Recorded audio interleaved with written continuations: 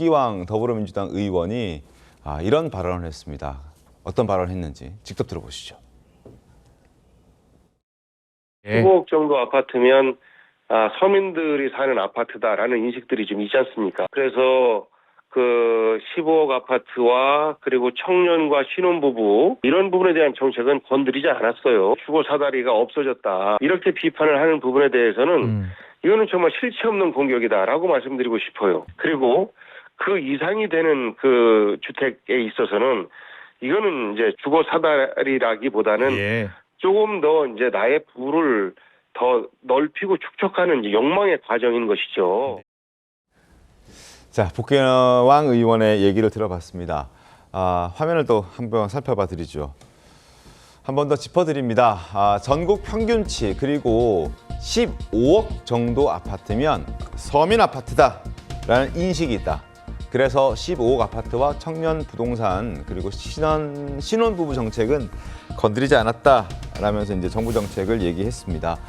15억 이상 되는 주택은 주거 사다리라기보다는 나의 부를 넓히고 축적하는 욕망의 과정이다. 라는 입장도 나왔습니다. 부를 넓히는 그런 소망을 욕망이라고 표현한 것도 비판을 받고 있는 부분이기도 한데 이 부분 잠시 뒤에 살펴봐 드리죠. 그리고 이런 목소리가 나오자 국민의힘 김재섭 의원은 이렇게 이야기를 했습니다. 민주당이 서민 외치던 것에 실체가 드러났다. 서민의 기준을 15억 원으로 묶으니 이런 망국적 부동산 정책이 나오는 것이다. 집을 못 산 나는 민주당 기준에서는 불가척 천민 정도 되려나? 라는 이야기가 나왔습니다. 조규 변호사님 어떻게 보셨습니까? 명백한 실언이죠. 그러니까 이건 전체 맥락을 보면 뭐 어떤 취지에서 말한지 충분히 설명이 되지 않습니까? 네. 그리고 뭐 서민 아파트 기준이라는 게 어디 있습니까? 그냥 서울 아파트의 이제 평균 가격을 기준으로 제시하고 이번 정책에서 15억 이하 아파트에 대해서는 LTV라든가 총액 대출 규모에 대한 추가적인 규제가 없다는 부분을 강조하기 위한 거죠. 그러니까 서울 전체를 놓고 보면 10억 이하 아파트, 10억대 이하 아파트도 꽤 되기 때문에 이제 그런 분들은 사실상 사다리 걷어차기라는 게 맞지 않다. 실제 어느 정도 여력이 있고 일부 대출을 통해서 실거주를 한다고 하면 뭐 집을 사는데 문제가 없음에도 불구하고 마치 이 규제 자체가 아무도 뭐 청년이나 무주택 서민이 집을 살 수 없는 정책처럼 비판하는 부분에 대해서 설명하는 과정이었는데 이제 이거를 기준점을 제시하는 데 있어서 이제 일반적으로 그렇게 인식되는 거 아니냐라는 설명이었는데 잘못됐고요. 그리고 부적절했다고 사과했지 않습니까? 그 정도면 그렇게 끝날 문제면 되죠. 이게 민주당이 무슨 서민에 대한 인식을 이렇게 하고 있다. 이렇게까지 비판을 확대할 문제입니까? 누가 봐도 뭐 복귀왕 의원은 지역구가 또 아산이어서 서울의 이 어마어마한 집값에 대한 인식 자체가 이렇게 잘 형성되지 않을 정도로 달라요. 그러니까 국회의원을 하고 있다고 해서 15억 원 정도면 그냥 일반 서민이 살 수 있는 아파트다 이런 인식을 갖고 있는 분이 아니라고요. 그런 측면에서 보면 실수한 발언이고 혹시 들었을 때 굉장히 불편하게 생각하실 국민들이 있었으니까 거기에 대해 사과했으면 됐지 이 말에 꼬리를 물고 뭐 서민에 대한 인식의 문제다 이렇게까지 비판할 문제는 아니라고 봅니다. 최병욱 위원님 어떻게 보셨습니까? 저는 이 부동산 문제가 뭐 15억이냐 아니냐 뭐 이런 게 중요한 것이 아니고요. 일종의 정서적인 문제가 굉장히 크게 작용하고 있다고 보거든요. 그 얘기는 무슨 얘기냐면 14억짜리 아파트를 가지고 있더라도 이 사람들이 굉장히 불편하게 느끼는 거는 본인이 그 14억짜리를 팔고 뭐 18억짜리나 뭐 대출을 좀 끼고 이런 식의 사다리를 좀 올라가려고 하는 기대를 다 가지고 살아요. 그렇죠. 그러니까 14억인 서민은 당신은 해당이 안 돼. 그러니까 왜 여기서 괜히 그 스트레스 받고 그래? 이런 말이 먹히질 않아요. 그러니까 액수가 뭐 크건 작건 간에 많은 그 일반 국민들은 그 주거 사다리를 통해서 조금 평수를 넓히고 더 하는 게 이게 단순하게 비난받아야 할 욕망이 아니다 하는 이런 생각을 가지고 있는 사람들한테 뭐 15억 미만인 집 가지고 있는데 왜 여기서 이런 문제야? 문제 제기를 해. 이렇게 얘기하면 이 사람들이 굉장히 하여튼 정서상 반발이 생기게 마련이에요. 저는 저도 뭐 복귀왕 의원이 무슨 의도로 11호 부동산 대책을 옹호하기 위해서 이런 얘기를 했는지는 충분히 이해가 되는데 네. 문제는 15억이라는 기준을 딱 설정을 해서 그 감정선을 건드려 놓으니까 그러면 15억을 이하 아파트를 가지고 있는 사람이나 이상 아파트를 가지고 있는 사람이나 전부 다 불편한 상황이 돼버린 거예요. 그래서 이게 저는 감수성의 문제라고 보고요. 네. 이게 뭐 복귀왕 의원이 무슨 그 뜻으로 저런 얘기를 했다 이해하면 끝날 문제가 아니다 이렇게 봅니다. 알겠습니다. 그리고 복귀왕 의원의 발언 중에 또 눈여겨볼 부분이 있습니다. 앞서도 말씀을 해드렸는데 자 바로 이 부분입니다. 나의 부를 넓히고 축적하는 그 욕망의 과정이다. 그러니까 15억 이상이 되는 주택은 이게 주거 사다리의 개념이 아니다. 이건 나의 부를 넓히고 축적하는 그런 욕망이다라고 얘기를 했습니다. 누구나 좋은 곳에 살고 싶고 내 집을 갖고 싶고 그리고 이왕이면 뭐 좀 좋은 환경 속에서 그리고 조금 더 넓은 집에서 살고 싶어하는 그런 마음이 욕망인가요? 일반적인 것 아닌가요?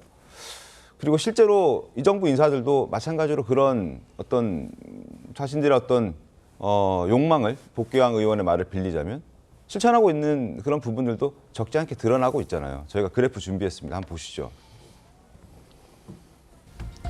더불어민주당 강남 3구 마용성 부동산 보유 현황입니다. 자, 곽상원, 정청래, 양부남, 김성회, 김현정, 서삼석, 홍기원, 유성나, 김병기, 손병수, 임광현 등등등등. 그리고 강남 서초구에는 벌써 20명이나 갖고 있습니다. 강선 의원은 지역구가 여기가 아닌데 또 갖고 있기도 하고 나머지 김한규 의원도 마찬가지죠. 박균태 의원도 마찬가지입니다. 안도걸, 정동영, 최기상 다 마찬가지고요. 김윤, 박민규, 박성준, 양문석, 이건태, 이현주, 전현희, 정준호, 주철원, 강유정 모두 다 마찬가지입니다. 자, 이들도 자신의 지역구가 아닌 곳에 마포구, 용산구, 성동구, 한강벨트와 강남 3구에 자신의 집들을 갖고 있잖아요. 자, 그리고 요것도 한번 보시죠. 박균택, 광주 광산갑입니다. 이현주, 경기 용인 정이고요. 그런데 강남 일원동에 18억 1,700만 원짜리 아파트를 소유하고 있습니다. 그런데 지역구에서는 3천만 원의 반전세를 하고 있고 이현주 의원도 서초구 잠원동에 15억 9,200만 원짜리 아파트를 소유하고 있습니다. 지역구에는 3천만 원 전세 살고 있습니다. 어떻게 생각하십니까? 자, 다음 장 보겠습니다. 자, 아파트 갭 투자 의혹도 여럿 있습니다. 정동영 의원, 전북 전주병인데 강남 도곡동에 16억 아파트를 보유하고 있습니다.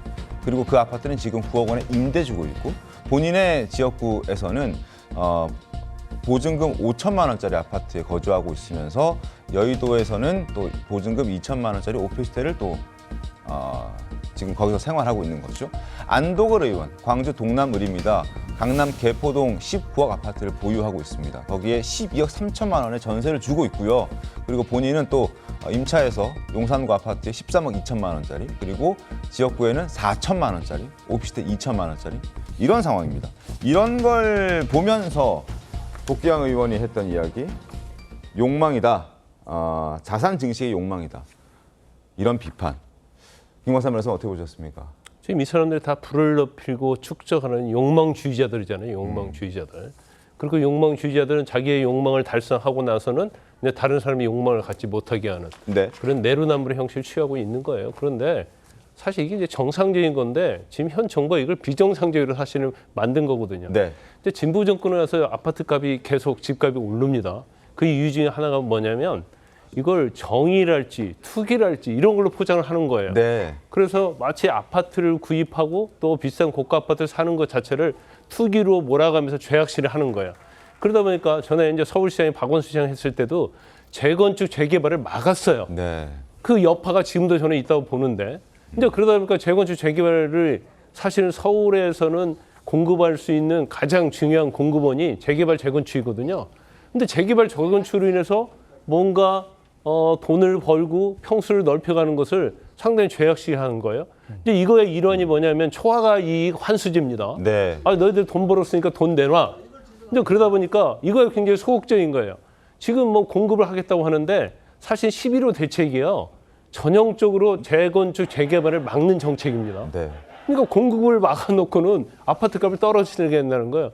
이게 전형적으로 진보 정권에서 어떠한 부에 대한 죄악식을 굉장히 정당화하면서 그래놓고 공급을 늘리면 뭔가 이게 불을 창출하게 되는 것 같으니까 수요를 잡아가지고 공급은 늘리지 않고 이런 방식 취하니까 지금 계속적으로 진보 정권에서 아파트 폭등, 집값 네. 폭등이 일어나는 거예요. 그러니까 근본적인 어떤 자본주의 원리랄지 공급과 수요에 대한 그런 것들을 전제로 해서 뭔가 정책을 세워야 하는데 그게 아니고 이걸 하나의 부의 어떤 목적을 달성할 수단으로 보다 보니까 부를 축적 못하게 하려면 어떻게 돼요? 수요를 억압해야 하잖아요.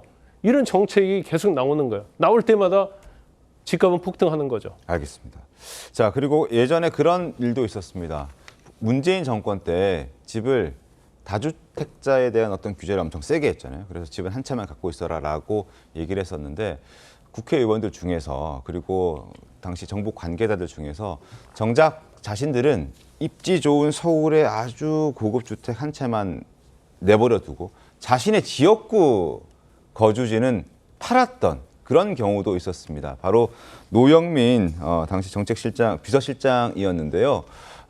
국회에서도 이런 지적들이 나왔을 때 설전이 벌어지기도 했었습니다. 그때 모습 한번 보여드리겠습니다. 서울의 평균 집값 얼마입니까? 뭐 집값 평균이 글쎄요. 평균 집값 모르세요? 매일 뉴스에 나오지 않습니까? 숫자 모르세요? 네, 그 뭐 서울 전체로 따진다면 뭐 한 10억 정도 될 것 같습니다. 알면서 왜 모른 척 하십니까? 뭐 합니까? 여기서 장난하자는 거예요, 지금? 지금 장난한다는 게 무슨 말입니까? 아니, 실장님? 지금 무슨 말씀을 그렇게 자, 하십니까? 10억 넘는 거 아시면서 모른 척 이 하지 자리에서 마십시오. 지금 제가 장난합니까? 자, 집을 최근에 처분하셨죠? 얼마의 차익을 얻으셨나요? 네, 뭐 정확하게는 뭐 계산 안 해봤습니다. 아, 본인 집값을 4억 8천이나 차익을 3년 만에 얻었는데도 기억도 안 나고 계산도 안 해봤다. 아니 15년 전에 산 아파트라니까 왜 자꾸 3년을 얘기합니까? 3년은 지금 시세를 얘기하는 겁니다. 아니 그 아파트 가격이 올랐으면 우리 정권에서 올랐습니까? 지난 정권에서 안 올랐습니까? MB 정권 때 안 올랐고 박근혜 정권 때 안 올랐습니까? 자, 기억하실 겁니다. 지금 문재인 정권 때 노영민 전 청와대 비서실장이 당시 지역구가 청주였는데 서초동 반포에도 있었고요. 청주 집을 처분하고 지역구 집을 처분하고 강남을 남겼어요. 논란 크게 됐었잖아요, 그때. 그러니까 이제 그때 나온 단어가 똘똘한 한 채 뭐 이런 네. 거예요. 똘똘한 한 채의 전형을 보여줬다. 왜냐하면 그 노영민 그 전 대통령 비서실장은 사실은 청주에서 정치 활동을 계속 해왔고요. 네. 그리고 대통령 비서실장으로 간 뒤에도 청주에서 그 정치적 재기를 위해서 굉장히 꿈을 꾸고 있었고, 그다음에 뭐 심지어는 충북도지사에 나올 것이다 이런 게 파다했었거든요. 그런데 이제 집 두 채 중에 하나를 정리하라 그러니까 오히려 자기 정치 활동의 근거지가 되던 지역의 집을 정리한 거예요. 네. 그러니까 이제 정치 포기했나 이렇게 되는 거죠. 그래서 이런 것들 때문에 이 그 문재인 정부의 부동산 정책에 상당한 영향을 미치는 그 고위 당국자마저 네. 결국은 두 채 중에 똘똘한 한 채를 가지고 있다는 얘기가 되는 거구나. 네. 그러면 이제 이게 시장에 주는 메시지가 어떻게 되겠어요? 그러면 결국 똘똘한 한 채 중심으로 가자. 뭐 이런 얘기들이 이제 그때부터 퍼지게 된 것이고, 네. 어찌 보면 바로 그런 인식이 네. 지금 그 이재명 정부의 부동산 정책 때도 많은 시장에서 그런 생각을 갖게 되는 거예요. 결국은 아마 노무현 정부의 부동산 정책을 결국은 승계하게 될 거야. 그리고 네. 수요를 억제하는 사람들이 요소요소에 지금 다 가 있고, 심지어는 엊그제도 국무회의에서 이재명 대통령도 그 얘기를 했잖아요. 네. 투기 수요를 차단하려니까 이게 복귀왕 의원도 마찬가지고 다 욕망의 발상으로 보는 거예요. 자기 집을 지금 뭐 예를 들어서 강남이나 어디 그 인기 지역에 갖고 있다는 게 이게 실거주를 위한 게 아니고 결국 투기적 욕망으로 거기에 집을 가지고 있는 것 아니냐 하는 시각으로 보니까 그거를 막아야 된다. 그럼 막으려고 하는데 네. 욕망을 어떻게 막겠습니까? 그래서 제가 아까 정서 얘기를 했는데 네. 발상을 바꾸고 또 그런 발상을 가진 사람들을 이 주택 정책에 큰 영향을 미치는 자리에서 배제하지 않는 한 아마 시장의 신뢰를 회복하기가 쉽지 않을 것이다 이렇게 봅니다. 알겠습니다.